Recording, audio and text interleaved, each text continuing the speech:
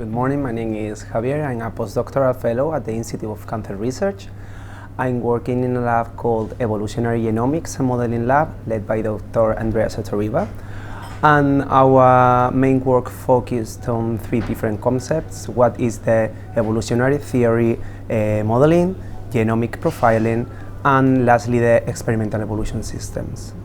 We were checking and comparing different single-cell technologies, and we really think that this is the most advanced one because there is a high accuracy for single cells, high viability. As well, there is like an open platform. It is an open platform that you can use for whatever you want, and this is quite important for us because we want to measure intra-tumour heterogeneity inside tumors. So it's quite important for us to have an open platform where we can do RNA-seq, DNA-seq, and all kind of experiments without just buying a kit that is closed. Yeah.